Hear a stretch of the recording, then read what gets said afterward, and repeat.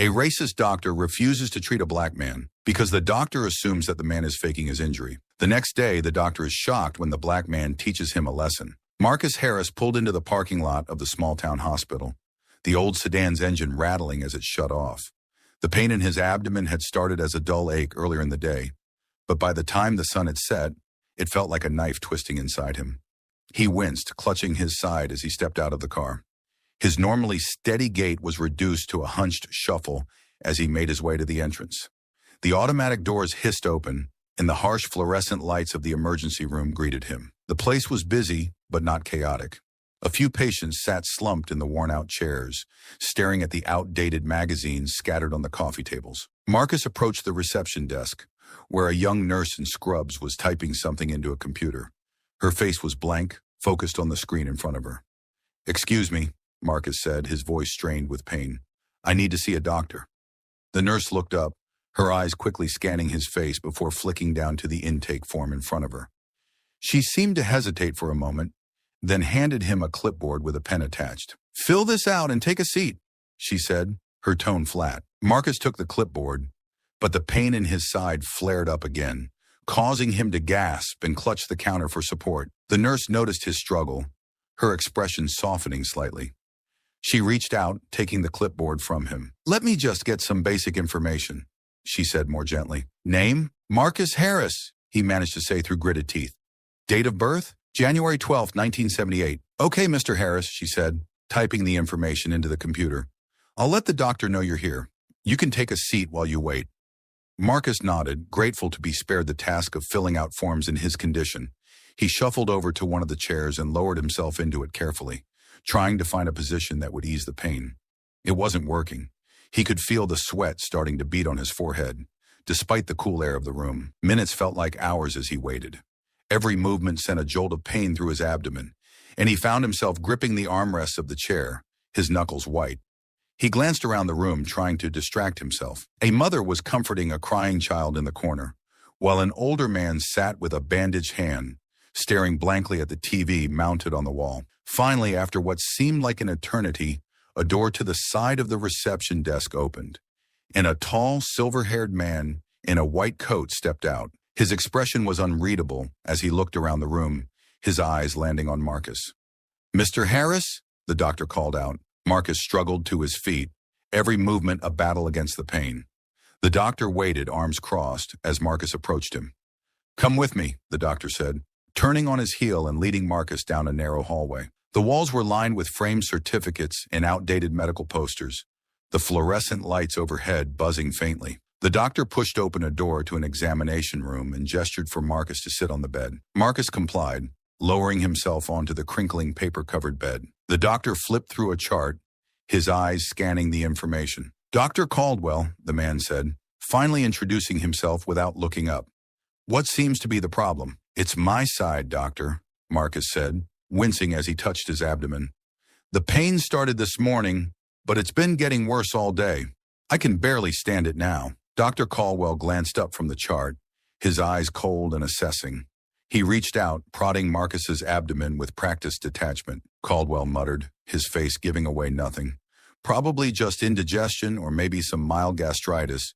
You've been under any stress lately?" "No more than usual," Marcus replied, trying to keep his frustration in check. "But this pain, it doesn't feel like something small.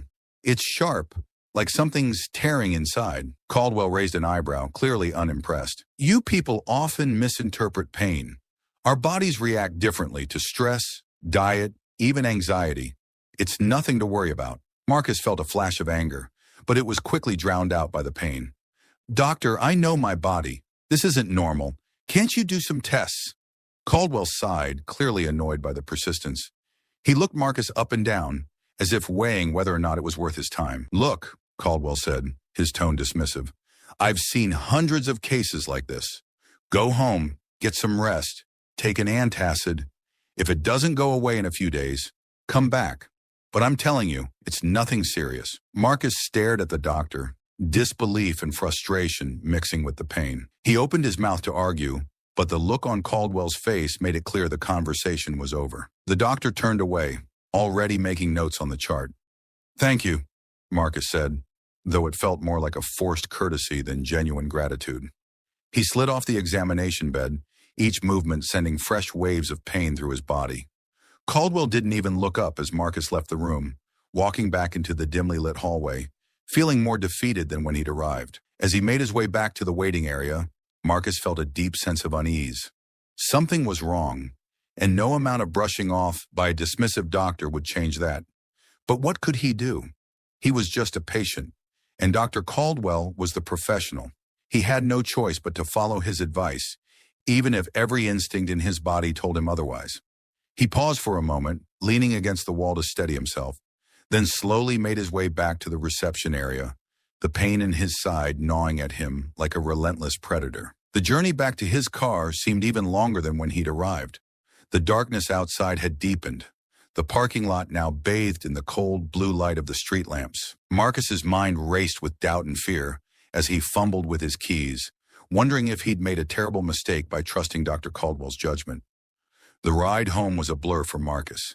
Each bump in the road sent a fresh wave of pain through his side, making it hard to focus on anything but the throbbing in his abdomen. The streetlights flickered by, casting brief moments of light into the darkness of the car's interior. But they did little to illuminate the confusion and frustration swirling in his mind. As he pulled into his driveway, Marcus hesitated before turning off the engine. He sat there for a moment, gripping the steering wheel, trying to make sense of what had just happened. Dr. Caldwell's dismissive words echoed in his ears, mixing with the relentless pain in his side. Probably just indigestion, stress, nothing serious, but it didn't feel like nothing. It felt like something was tearing him apart from the inside. He shook his head, trying to push the doubt away, but it clung to him like a stubborn fog. Finally, he turned off the engine and stepped out of the car. The cool night air hit him like a wave, momentarily distracting him from the pain. He walked slowly to his front door, each step careful and deliberate. The keys jingled in his hand as he unlocked the door and stepped inside. The house was quiet, too quiet. Normally, the silence would have been a comfort after a long day, but tonight it felt oppressive, like the walls were closing in on him. He made his way to the kitchen, hoping that maybe a glass of water or a light snack would help. But as he reached for a glass, the pain flared up again, sharper than before. He dropped the glass, and it shattered on the floor, the sound loud and jarring in the empty house. Marcus doubled over, clutching his side, trying to breathe through the pain. His mind raced, trying to remember what Dr. Caldwell had said. Rest. Antacid. Come back if it gets worse. But the pain was already worse.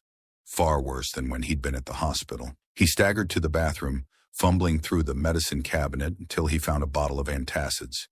He popped a couple into his mouth, chewing them quickly. But they felt like chalk against his tongue, offering no relief. He gripped the edge of the sink, staring at his reflection in the mirror. His face was pale, sweat beading on his forehead. He looked like a man who was unraveling, and in a way, he was. Marcus stumbled back to the living room, collapsing onto the couch. He pulled his phone from his pocket, staring at it as if it held the answer to his problems. He could call the hospital, demand to see another doctor. But what would he say? That he didn't trust Caldwell's judgment? That he was convinced something was seriously wrong despite what the doctor had told him? He scrolled through his contacts, landing on his sister's name. She'd always been the voice of reason in his life, the one he turned to when he needed advice. But it was late, and he didn't want to worry her. He hovered over the call button for a moment before closing the phone and tossing it onto the coffee table. You people often misinterpret pain. Caldwell's voice rang in his ears, the words heavy with condescension. Marcus clenched his fists, anger boiling up inside him. How could the doctor be so sure? How could he just dismiss Marcus's pain like it was nothing? The pain in his side flared again, pulling Marcus from his thoughts. He gasped, pressing his hand against his side as if he could somehow hold the pain at bay. It was getting worse. There was no denying that now. But what was he supposed to do? Go back to the hospital just to be turned away again? He leaned back on the couch, closing his eyes, trying to focus on anything but the pain. He pictured his sister's face, her voice telling him to stay calm, to think things through. He could hear her now, saying that he should go back to the hospital, that he needed to push for a proper examination. But would they even listen? Or would he be dismissed again, sent home with nothing more than empty reassurances. Minutes turned into hours as Marcus lay there, drifting in and out of a restless sleep.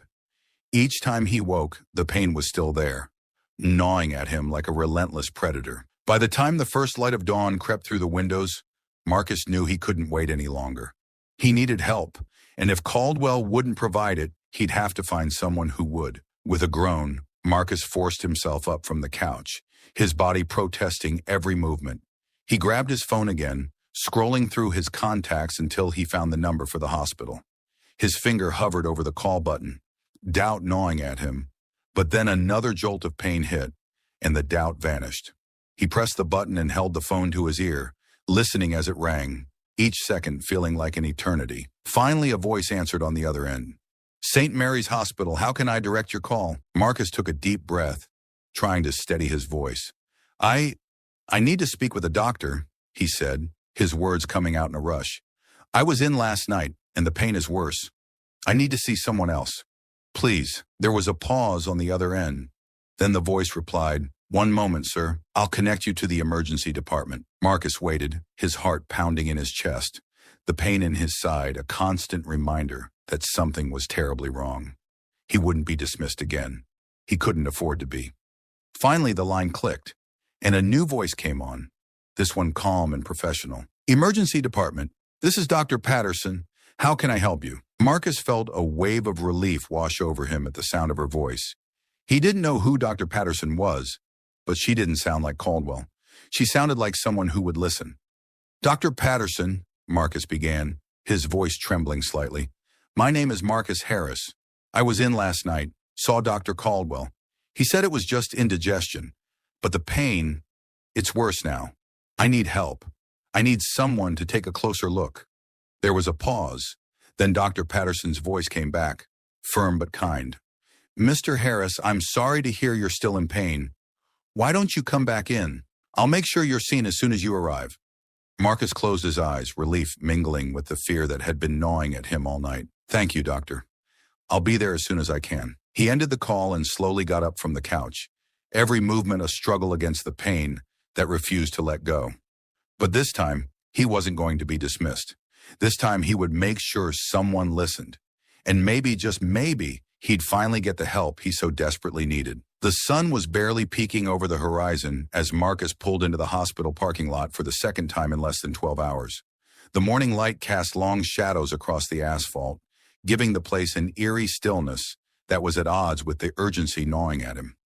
Every movement was a battle against the pain that had become a constant, oppressive presence, gnawing away at him from the inside. He parked the car and sat for a moment, gathering his strength. The call with Dr. Patterson had given him a glimmer of hope, but doubt still lingered in the back of his mind. What if she was just like Caldwell? What if she dismissed him too? Marcus shook his head, trying to push the doubts away. He had no choice now. The pain was getting worse by the hour, and he couldn't bear the thought of being sent home again, left to suffer in silence. He needed to believe that this time would be different. Slowly, he forced himself out of the car and walked toward the entrance. The automatic doors slid open with a soft hiss, and the sterile scent of the hospital filled his nose, a sharp contrast to the cool morning air outside. The emergency room was quieter now, the early hour bringing a lull in the usual flow of patients. A different nurse sat at the reception desk this time, her face younger and more alert than the one from the night before. She looked up as Marcus approached, her expression shifting from neutral to concerned as she took in his hunched posture and the pain etched across his features. "Good morning," she said, her voice gentle. "How can I help you?" "Morning," Marcus replied, his voice hoarse from exhaustion and pain. "I spoke with Dr. Patterson earlier. She said she'd see me as soon as I got here." The nurse nodded, tapping something into the computer. "Just a moment, Mr. Harris. I'll let her know you've arrived." She picked up the phone, her voice a quiet murmur, as she spoke to someone on the other end. Marcus stood there, gripping the edge of the counter for support, trying to steady his breathing. The pain was worse than ever, a deep, throbbing agony that seemed to radiate out from his side and consume his entire body. After a moment, the nurse hung up the phone and looked at him with a reassuring smile. "Dr. Patterson is expecting you. She's finishing up with another patient, but she'll be out to see you in just a few minutes. Why don't you have a seat?" Marcus nodded, too tired to argue, and made his way to one of the empty chairs. He lowered himself into it carefully, his body protesting every movement. The minutes ticked by slowly, the quiet murmur of the hospital doing little to distract him from the pain. Finally, the door to the side of the reception desk opened, and a woman in her early 40s stepped out. She was of medium height, with dark hair pulled back into a neat bun and a calm, focused expression on her face. Unlike Caldwell's cold detachment, there was a warmth in her eyes that immediately put Marcus at ease. "Mr. Harris?" she called out, her gaze settling on him. Marcus struggled to his feet, wincing as he did so. "That's me," he said, his voice strained. Dr. Patterson walked over to him, extending a hand. "I'm Dr. Patterson. I understand you've been having some pretty severe pain." Marcus shook her hand, grateful for the firmness of her grip. "Yes, doctor, it's been getting worse since last night. I don't know what to do. Let's get you into an exam room so I can take a closer look," she said, her tone reassuring. "We'll figure this out together." She led Marcus down the same hallway he had walked the night before, but this time the journey felt different. Dr. Patterson's presence was steadying, her demeanor calm and confident in a way that made Marcus feel like he was finally in good hands.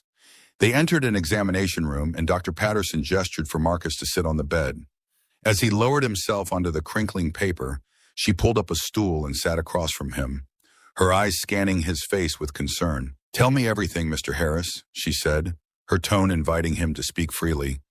"Start from the beginning." Marcus took a deep breath, trying to organize his thoughts through the haze of pain. "It started as a dull ache yesterday morning, just a little discomfort in my side. But by the evening, it had turned into this sharp, stabbing pain. I couldn't stand it anymore, so I came here last night." Dr. Patterson nodded, listening intently. "And what happened then?" "I saw Dr. Caldwell," Marcus continued, a hint of bitterness creeping into his voice. "He poked around a bit, asked a few questions, and then told me it was probably just indigestion or stress. Said to go home, take an antacid, and come back if it got worse." Dr. Patterson's expression remained neutral, but Marcus could see the flicker of something in her eyes. Disapproval, perhaps, or frustration. "And did you take the antacid?" "Yes, but it didn't help at all," Marcus said, shaking his head. "The pain just kept getting worse. By this morning, I knew I couldn't wait any longer. That's when I called and spoke with you." Dr. Patterson stood up, moving closer to Marcus as she began a more thorough examination. She pressed gently on different parts of his abdomen, watching his face closely for any signs of discomfort. "Does this hurt?" she asked, her fingers probing just below his ribs. Marcus winced, nodding. "Yeah, that's where it's the worst." She continued the examination, her touch gentle but precise. After a few moments, she stepped back, her brow furrowed in thought. "Mr. Harris," she said, her voice serious, "I'm concerned about what you are describing. This doesn't sound like simple indigestion to me. I'd like to run some tests to get a better understanding of what's going on." Marcus felt a wave of relief wash over him at her words. Finally, someone was taking him seriously. "Thank you, doctor. I appreciate that." Dr. Patterson nodded, giving him a reassuring smile. "We'll start with some blood work and an ultrasound. It might take a little time to get the results, but I want to make sure we're not missing anything important." She stepped out of the room to make the necessary arrangements, leaving Marcus alone with his thoughts. The pain was still there, a constant companion, but for the first time since this ordeal began, he felt like he was on the path to finding answers. Dr. Patterson's professionalism and genuine concern were a stark contrast to Caldwell's dismissive attitude, and it gave Marcus hope that whatever was wrong with him would soon be identified. After a short wait, a nurse entered the room to draw his blood and prepare him for the ultrasound. Marcus sat quietly, his mind racing with thoughts of what the tests might reveal. He knew it was too early to jump to conclusions, but he couldn't help but wonder what was causing the pain. The fear of the unknown gnawed at him, but he pushed it aside, focusing on the fact that he was finally getting the attention he needed. When Dr. Patterson returned, she was holding a folder with the initial results. Her face was serious, but there was a hint of determination in her eyes. "Mr. Harris," she began, sitting down across from him again, "the blood work shows some elevated levels that concern me, and the ultrasound indicates there might be an issue with your appendix.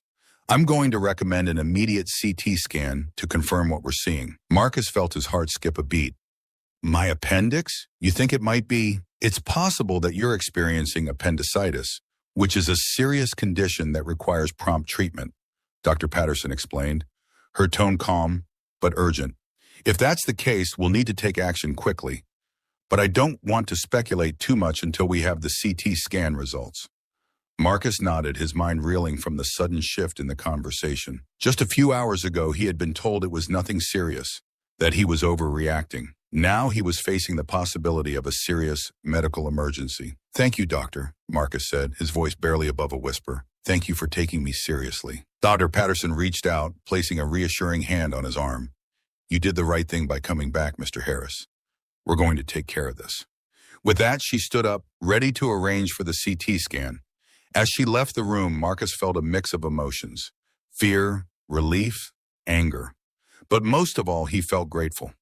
Grateful that someone had finally listened, that he wasn't alone in this anymore. As the door closed behind Dr. Patterson, Marcus leaned back on the examination bed, taking a deep breath. The pain was still there, gnawing at him relentlessly, but now, at least, he had a glimmer of hope that it wouldn't last forever. Marcus lay on the cold examination table, staring up at the sterile ceiling tiles as the machine hummed around him. The CT scan was taking longer than he expected, each minute dragging on as he waited for the whirring noise to stop. Every time the machine rotated, he imagined it capturing images of the pain inside him, finally giving a name to the agony that had haunted him for days. The room was dimly lit, and the only sounds were the steady hum of the machine and the distant murmur of hospital staff outside. Marcus tried to keep still, focusing on his breathing, but the pain made it hard. It had become a part of him now, an unwelcome companion that refused to be ignored. Finally, the machine powered down, and the technician slid the table out. "All done, Mr. Harris," she said, her voice calm and professional. "The doctor will have the results soon. Let me help you back to the room." Marcus nodded, too exhausted to respond. He was grateful when the technician offered him a hand and helped him to his feet. The walk back to the examination room felt longer than before, his body heavy with fatigue and the ever-present pain. When they arrived, the technician helped him onto the bed and left him alone to wait. Time seemed to crawl. Marcus tried to distract himself, looking around the room at the medical posters and equipment, but his mind kept circling back to one question: what if it's serious? He closed his eyes, trying to push the thought away, but it wouldn't leave. The possibility of something being seriously wrong had gnawed at him ever since the pain started, and now that they were so close to finding out the truth, the fear felt almost suffocating. A knock on the door pulled Marcus from his thoughts. He opened his eyes to see Dr. Patterson entering the room, her expression serious but not grim. She held a folder in her hand, the results from the scan. Marcus sat up slightly, his heart pounding as he tried to read her face. "Mr. Harris," Dr. Patterson began, closing the door behind her. She moved to the side of the bed, pulling up a stool to sit beside him. "I've reviewed your CT scan results, and I want to explain what we found." Marcus nodded, his throat dry. "Okay." Dr. Patterson opened the folder, revealing a few black and white images of his abdomen. She pointed to one of them, her finger tracing over a specific area. "This here is your appendix. It's inflamed, which confirms that you have appendicitis." The words hit Marcus like a punch to the gut, but at the same time, they brought a strange sense of relief. "So that's what it is. It wasn't just in my head." He nodded slowly, processing the information. What happens now?" "Appendicitis is a serious condition," Dr. Patterson continued, her tone professional yet empathetic. "If left untreated, it can lead to complications, including a ruptured appendix, which would be life-threatening. The best course of action is to remove the appendix surgically as soon as possible." Marcus swallowed hard, the reality of the situation sinking in. "Surgery? How soon?" "As soon as we can get you into the operating room," Dr. Patterson replied. "I've already spoken to the surgical team, and they're preparing now. We'll be moving you to the pre-op area shortly." The fear that had been lurking in the back of Marcus's mind surged forward, gripping him tightly. Surgery. The word alone was enough to send a chill down his spine. But the way Dr. Patterson spoke, with such certainty and calm, reassured him. This wasn't an option. This was a necessity. And for the first time since the pain began, he felt a sense of clarity. This was what needed to be done. "I understand," Marcus said, his voice steadier than he felt. "Thank you, doctor, for everything." Dr. Patterson gave him a small, encouraging smile. "You're in good hands, Mr. Harris. The surgical team is excellent, and I'll be with you every step of the way. Do you have any questions?" Marcus shook his head, the weight of the situation pressing down on him. No, I think I understand. I want this to be over. It will be soon, Dr. Patterson assured him. She stood up, placing a reassuring hand on his arm. I'll have the nurse come in and get you prepped. We'll take care of you. As she left the room, Marcus leaned back against the pillows, trying to calm the storm of emotions swirling inside him. The fear was still there, but it was tempered by the knowledge that help was on the way. He wasn't alone in this fight anymore. After a few minutes, a nurse entered, her demeanor efficient yet kind. She explained the steps to get him ready for surgery, but Marcus barely heard her. His mind was elsewhere, racing through everything that had led up to this moment. Caldwell's dismissiveness, the sleepless night of pain, the call with Dr. Patterson. It all seemed like a bad dream. When he was finally waking up from, the nurse handed him a hospital gown and helped him change, then started an IV in his arm. Marcus watched the clear fluid drip steadily into the tube, a reminder that the process was now out of his hands. He was placing his trust in the doctors, in the hospital staff, in the machines and the sterile environment that surrounded him. Once the nurse finished, she gave him a reassuring smile. You're all set, Mr. Harris. We'll be taking you to the operating room shortly.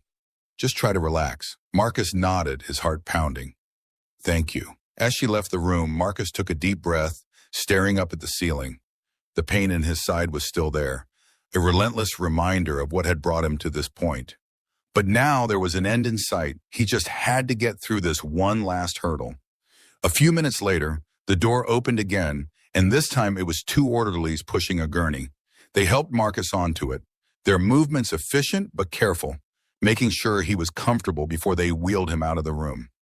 The hallway was quiet, the early morning light filtering through the windows as they made their way to the operating room. Marcus focused on the ceiling tiles passing by, trying to keep his mind calm.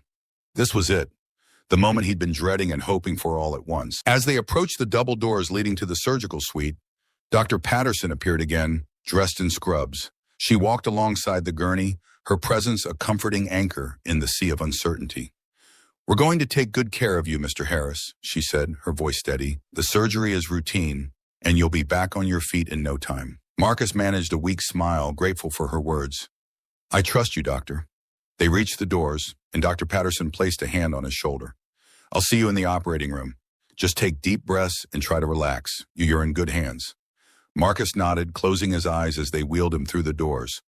The last thing he heard before the anesthesia took hold was Dr. Patterson's calm voice, guiding him into the darkness with the promise of light on the other side.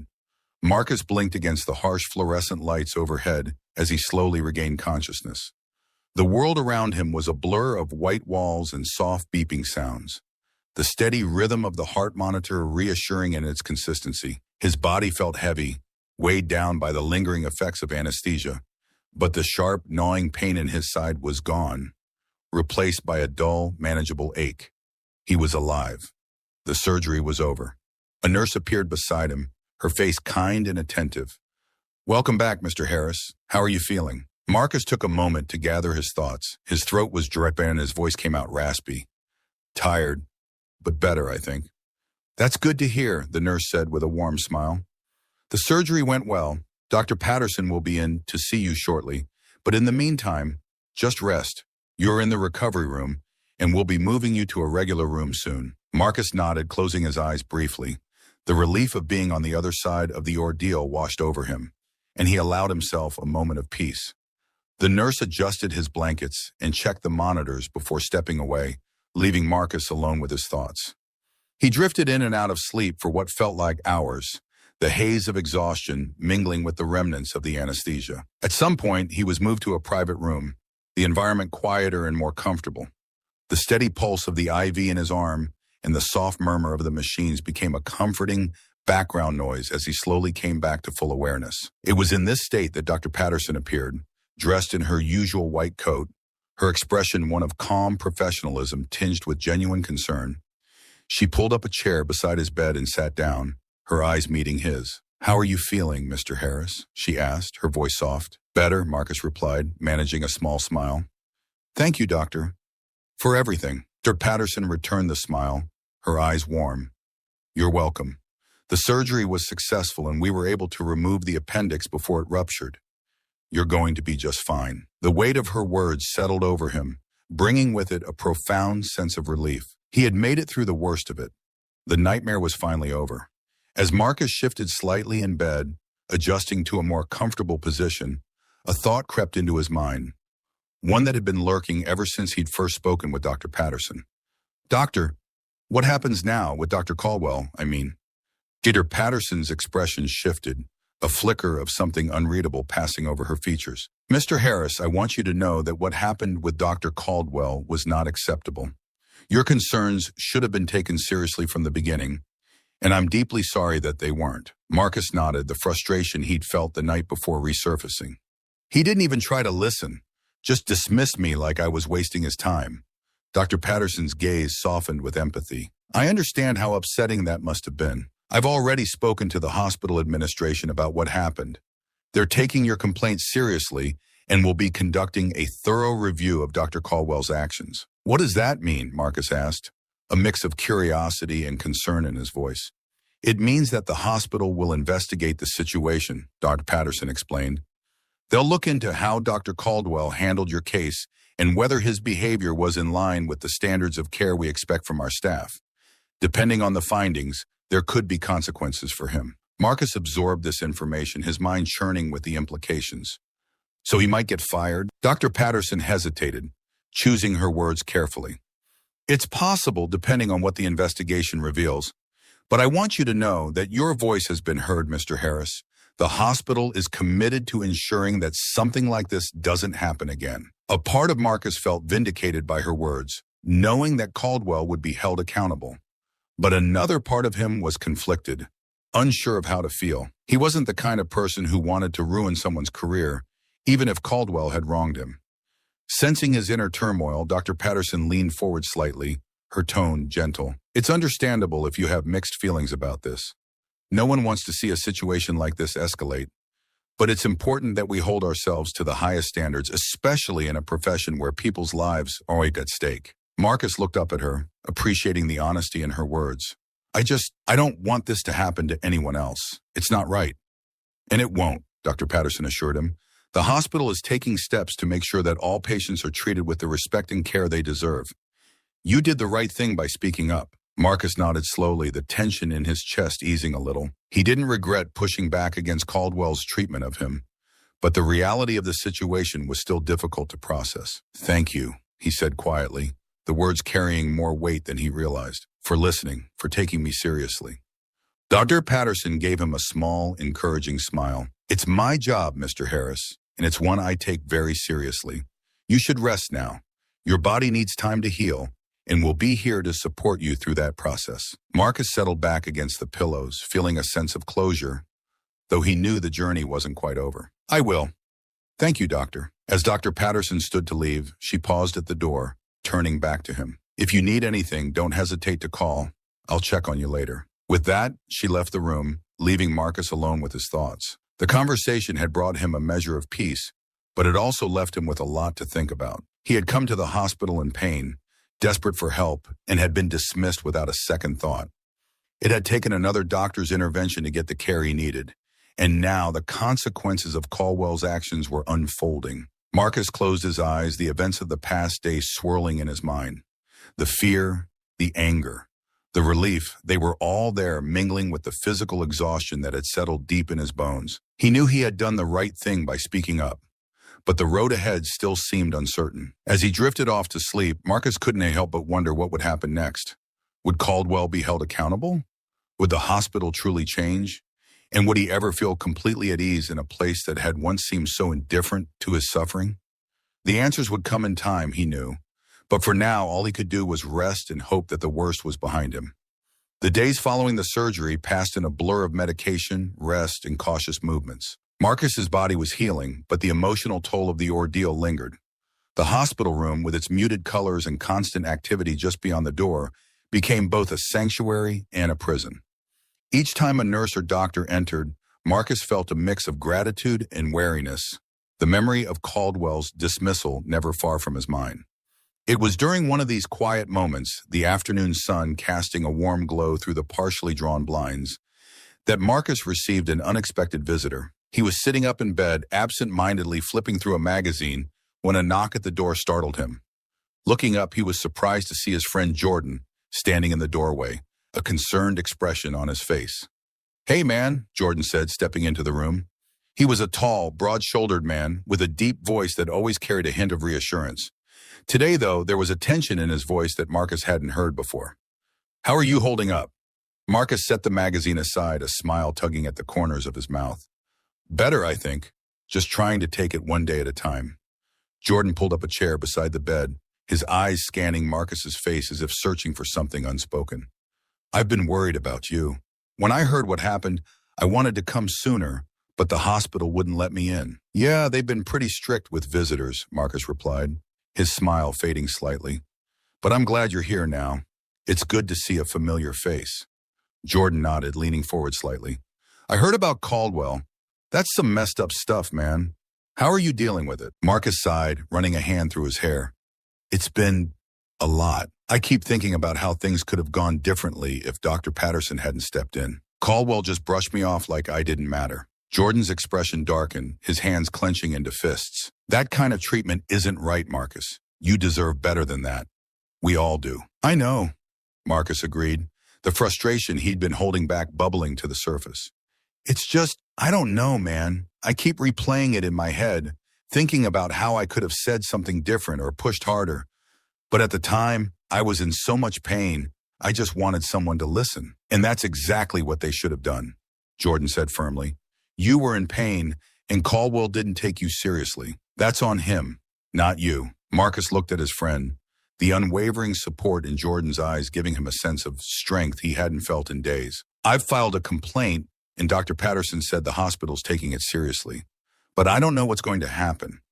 Part of me wants to see Caldwell face consequences, but another part of me just wants to move on." Jordan's gaze softened, and he leaned back in his chair, his tone more measured.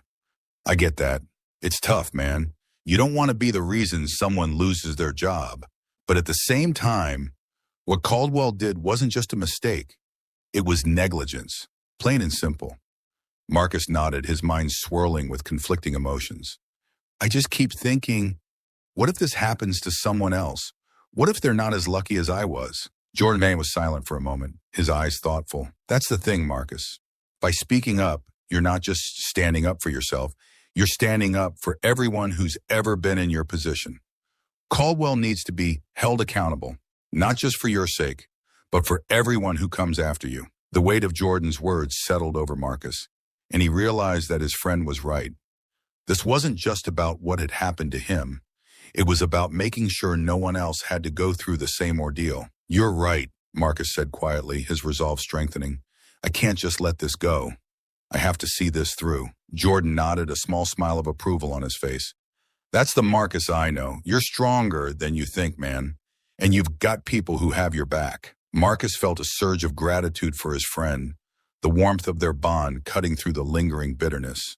"Thanks, Jordan. I really appreciate that." "Anytime, man," Jordan replied, standing up and clapping a hand on Marcus's shoulder. "And don't worry, I'll be here with you every step of the way. We'll make sure Caldwell gets what's coming to him." The two men shared a look of understanding, a silent agreement that whatever lay ahead, they would face it together. As Jordan left the room, Marcus felt a renewed sense of purpose. He wasn't just fighting for himself. He was fighting for everyone who had ever been dismissed, ignored, or treated as less than they deserved. The rest of the day passed more quickly, the minutes slipping by as Marcus focused on his recovery.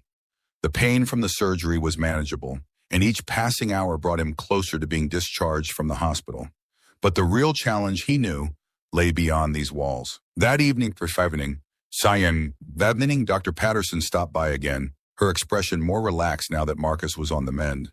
They discussed his recovery plan, the steps he would need to take to regain his strength, and the importance of following up with his primary care physician once he was home. Before she left, Marcus brought up Caldwell again, his voice steady. "Dr. Patterson, I've been thinking a lot about what happened with Dr. Caldwell. I want to make sure that something like this doesn't happen to anyone else." Dr. Patterson nodded, her eyes meeting his. "I understand, Mr. Harris. The hospital is taking this very seriously, and I want you to know that your concerns are being heard. The investigation is ongoing, and I'll make sure you're kept informed about any developments. Marcus felt a sense of relief at her words, knowing that he wasn't alone in this fight.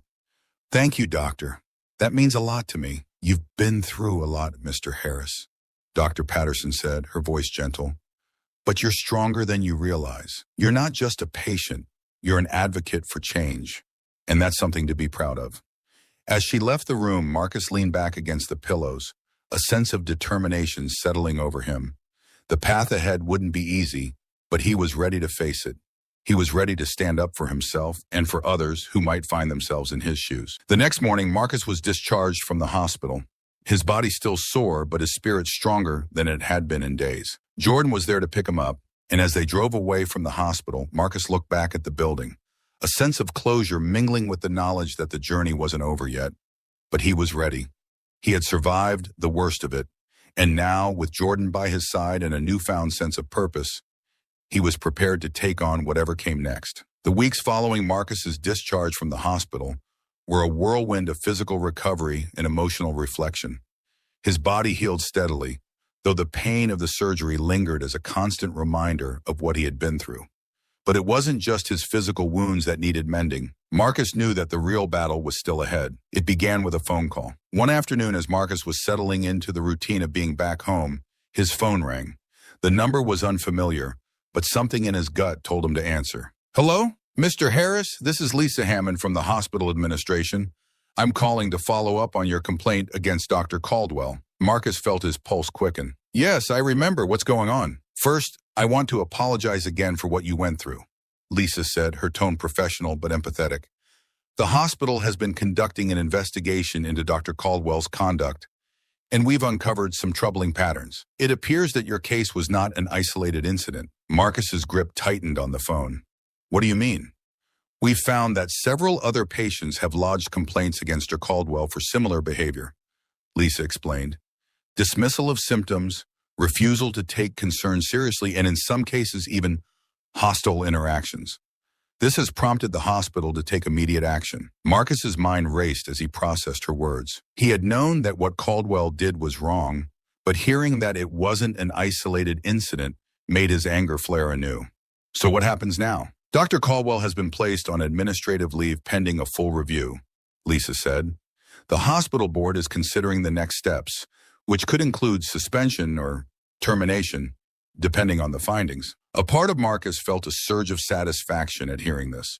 Caldwell was finally being held accountable, but there was another part of him that remained wary. Is there anything I need to do? He asked. Actually, yes, Lisa replied. We're holding a formal hearing in a few weeks, and we'd like you to testify about your experience. Your testimony could be crucial in determining the outcome. Marcus hesitated, the weight of the request settling over him. Testifying meant reliving the trauma, facing Caldwell, and opening himself up to scrutiny. But it also meant standing up for himself and for those other patients who had been dismissed and ignored. I'll do it, Marcus said, his voice firm.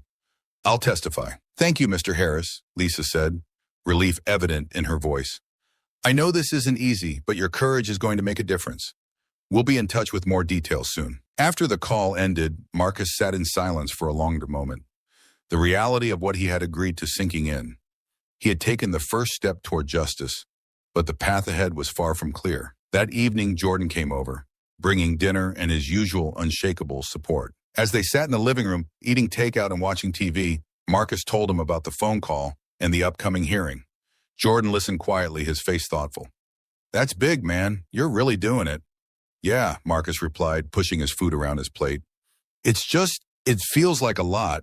I've never done anything like this before. You don't have to do it alone, Jordan said, his tone reassuring. I'll be there with you every step of the way. And I know it's scary, but you're doing the right thing. Caldwell needs to answer for what he did. Marcus nodded, appreciating his friend's unwavering confidence in him. I just hope I can get through it without freezing up. I'm not exactly great with public speaking, Jordan chuckled, his laughter lightening the mood. Just be yourself, man. Tell the truth. You've got nothing to hide, and Caldwell's the one who messed up. The truth's on your side. The two friends talked late into the night, discussing the upcoming hearing, strategizing about what Marcus might say, and sharing their frustrations and hopes. By the time Jordan left, Marcus felt more prepared, more resolved to see this through. The day of the hearing arrived sooner than Marcus expected. He woke up early that morning, nerves making his stomach churn. He dressed carefully in a simple button-up shirt and slacks, his hands shaking slightly as he adjusted his collar. Jordan arrived soon after, offering a steadying presence as they drove to the hospital together. The hearing was held in a conference room, the setting more intimidating than Marcus had anticipated. A long table dominated the room with several hospital administrators seated on one side and a handful of other people, likely witnesses, on the other. Marcus recognized Lisa Hammond among them, her expression calm and reassuring as she acknowledged him with a nod. At the far end of the table sat Dr. Caldwell, his face a mask of indifference by Ganesha. Seeing him again made Marcus's pulse quicken, a mix of anger and anxiety bubbling up inside him. This was the man who had dismissed his pain, who had nearly cost him his life with his arrogance. But Marcus wasn't the same person he had been that night. He was stronger now, more determined, and he wasn't going to let Caldwell's presence intimidate him. The proceedings began with formalities, the hospital's legal team outlining the charges against Caldwell. Marcus listened intently, his nerves slowly giving way to a growing sense of purpose. When it was his turn to speak, Lisa introduced him and asked him to share his story. Marcus took a deep breath and began, his voice steady despite the tension in the room. He recounted the events of that night, how he had arrived at the hospital in pain, how Caldwell had dismissed his symptoms, and how it had taken Dr. Patterson's intervention to get the treatment he needed. As he spoke, he noticed Caldwell's expression harden, a flicker of irritation crossing the doctor's face. But Marcus didn't let it deter him.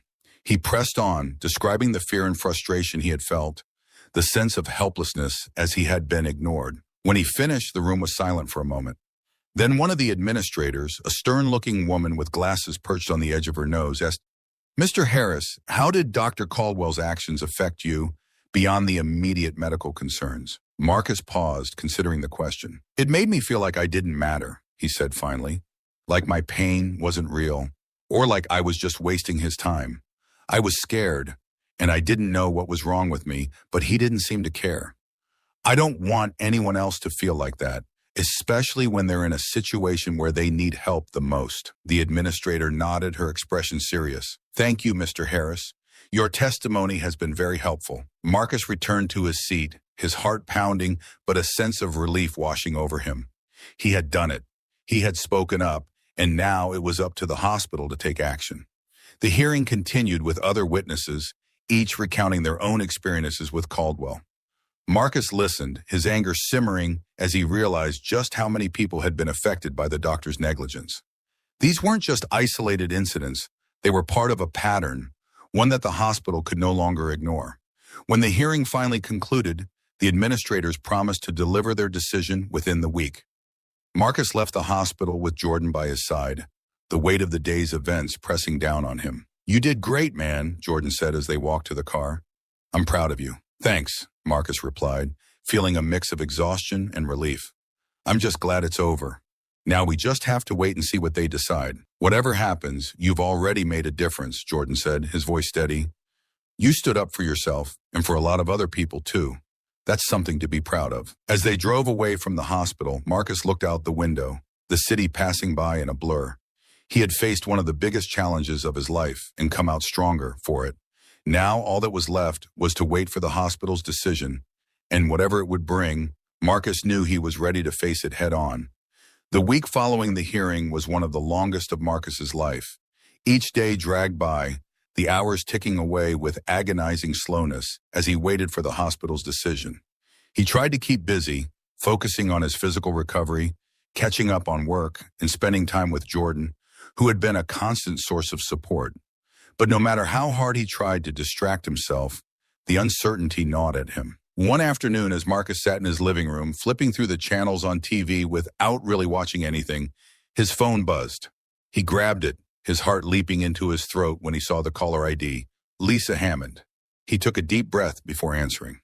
"Hello? Mr. Harris, it's Lisa Hammond. I'm calling to inform you that the hospital board has reached a decision regarding Dr. Caldwell." Marcus's grip tightened on the phone.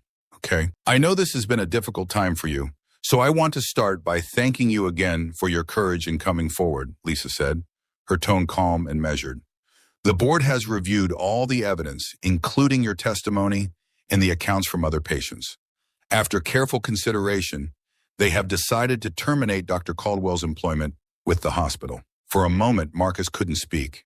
He had hoped for this outcome, but hearing it confirmed left him momentarily stunned. He's fired? Yes, Lisa confirmed, effective immediately. The board determined that Dr. Caldwell's conduct was not only unprofessional, but posed a significant risk to patient safety. The hospital cannot and will not tolerate that kind of behavior. Marcus let out a long breath, a mix of relief and disbelief washing over him. Caldwell was gone. The man who had dismissed his pain, who had made him feel small and insignificant, had been held accountable. It was more than Marcus had dared to hope for. "Thank you, Ms. Hammond," he finally managed to say. "I appreciate everything you have done." "It's the least we could do, Mr. Harris," Lisa replied. "We want you to know that your experience has prompted the hospital to reevaluate our policies and procedures. We're committed to ensuring that no patient ever feels unheard or neglected again. Your voice has made a difference. That means a lot," Marcus said, his voice soft. "I just hope this helps prevent it from happening to someone else." "I believe it will," Lisa assured him. "If you have any further concerns or questions, please don't hesitate to reach out. And again, thank you for your bravery in coming forward." After they ended the call, Marcus sat in silence for a long moment, the reality of what had just happened settling over him. Caldwell was gone. The man who had caused him so much pain, both physical and emotional, had faced consequences for his actions. It felt like a weight had been lifted off his shoulders, a burden he hadn't realized he had been carrying for so long. Later that day, Marcus called Jordan to share the news. His friend's reaction was immediate and emphatic. "That's what I'm talking about," Jordan exclaimed, his voice brimming with excitement. "They did the right thing, man. Caldwell had no business being a doctor if he couldn't treat people with the respect they deserve." "Yeah," Marcus agreed, a small smile tugging at his lips. "It's a relief to know that he won't be able to hurt anyone else. But it's still hard, you know? Part of me feels bad that he lost his job, but another part of me knows this had to happen." "Don't feel bad," Jordan said firmly. "He made his choices, and those choices had consequences. You did what you had to do, not just for yourself, but for everyone else who's ever been in your shoes. You should be proud of that." Marcus nodded, even though Jordan couldn't see him. "I am. I just didn't expect it to feel so complicated." "That's normal," Jordan replied. "But you did the right thing, and that's what matters. So what's next for you?" "I'm not sure," Marcus admitted. "I think I just need some time to process everything. This whole thing has been exhausting, and I could use a break." "Understandable," Jordan said. "Take all the time you need. And if you ever want to talk, you know where to find me." "Thanks, Jordan," Marcus said, feeling a surge of gratitude for his friend. "I appreciate that." After they hung up, Marcus decided to take a walk. The day was warm, the late afternoon sun casting a golden hue over the neighborhood. As he walked, he let his mind wander, reflecting on everything that had happened. The fear and frustration of that night in the ER, the anger and helplessness he had felt in the days that followed, the determination to seek justice, not just for himself, but for others who had been dismissed and ignored. He realized that this was more than just a victory for him. It was a victory for everyone who had ever been made to feel less than, who had been brushed aside by those in power. And while it didn't erase the pain or the trauma, it was a step toward healing. As Marcus rounded the corner to head back home, he felt a sense of peace that had eluded him for weeks. The fight wasn't over. There was still more work to be done, both in his own life and in the broader fight against the kind of injustice he had faced. But for the first time in a long while, Marcus felt like he was moving forward, like the future was his to shape. That evening, as he sat in his living room with a cup of tea, Marcus allowed himself to relax fully. The road ahead might still have its challenges, but he knew he had the strength to face them. He had stood up for himself, had made his voice heard, and had seen justice served. That was something no one could take away from him. As he sipped his tea, Marcus thought about the journey that had brought him to this point. It had been painful and difficult, but it had also shown him a side of himself he hadn't known existed, a side that was resilient, determined, and unafraid to stand up for what was right. He wasn't just a survivor, he was a fighter. And whatever came next, Marcus knew he was ready. The morning sun streamed through the windows, casting a warm golden light across Marcus's apartment. He stood in the kitchen, pouring himself a cup of coffee, the aroma filling the air as he leaned against the counter. It had been a few weeks since Dr. Caldwell's termination, and the immediate rush of emotions, relief, satisfaction, exhaustion, had finally begun to settle. Now there was a sense of calm that Marcus hadn't felt in a long time, a quiet confidence that things were moving in the right direction. As he sipped his coffee, Marcus thought about the journey he had been on, the fear and frustration of that night in the ER, the anger and helplessness he had felt afterward, the determination to fight for justice. It all seemed like a distant memory now, yet it had left an indelible mark on him. He had come out of it stronger, more self-assured, and more aware of the power of his own voice. Today, however, was about something different. It was about moving forward. Marcus had been offered a position at a new tech startup, a small but promising company that had reached out to him after hearing about his story. They were looking for someone with his skills and experience to help them grow, and the opportunity felt like the fresh start he needed. As he prepared for the day, Marcus felt a mix of excitement and nerves. The new job was a chance to leave the past behind and focus on something positive, something that would allow him to channel his energy into building rather than fighting. It was a new beginning, one that he was ready to embrace.